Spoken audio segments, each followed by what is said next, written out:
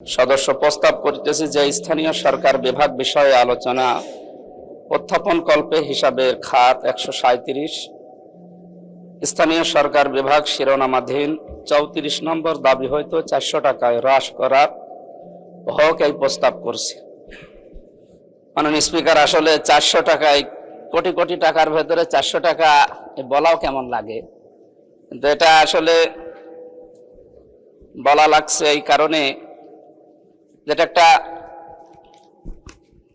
ঘৃণিত প্রস্তাবের মতো, ঘৃণা জানানোর বা ঘৃণা প্রকাশ করার একেবারে সর্বনিম্ন ভাষা মনে হয় এইটা। আমার আজকের প্রস্তাবের উপরে আলোচনার বিষয় হচ্ছে কুষ্টিয়া সদর 3 আসনের জনগণের পক্ষ থেকে স্থানীয় সরকার, পল্লী উন্নয়ন ও সমবায় মন্ত্রণালয়ের প্রস্তাবিত বাজেটের উপরে ছাঁটাই প্রস্তাব উত্থাপন করে আমার নির্বাচনী এলাকার জনগণের প্রত্যাশা ও সমস্যা সমাধানের কথায় মহান সংসদে তুলে ধরতে চাই। আমার নির্বাচনী এলাকা কুষ্টিয়া সদর উপজেলা নিয়ে গঠিত। জেলা প্রশাসনিক ও বাণিজ্যিক কেন্দ্র হওয়া সত্ত্বেও স্থানীয় সরকার ব্যবস্থার বিভিন্ন সীমাবদ্ধতার কারণে এই এলাকার জনগণ কাঙ্ক্ষিত সেবা, নাগরিক সেবা থেকে এখনো পর্যন্ত বঞ্চিত হচ্ছে।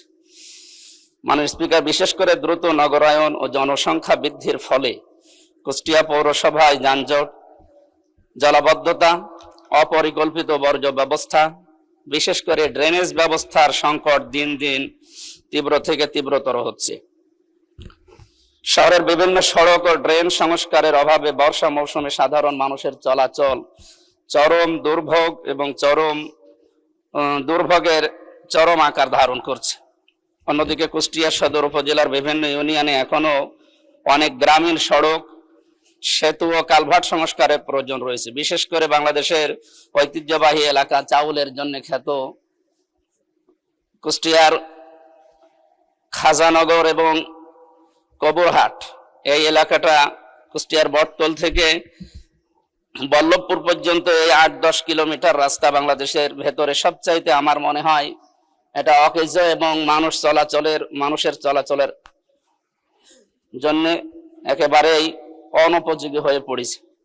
সুতরাং এই অবকাঠামোর উন্নয়ন অপরিহার্য।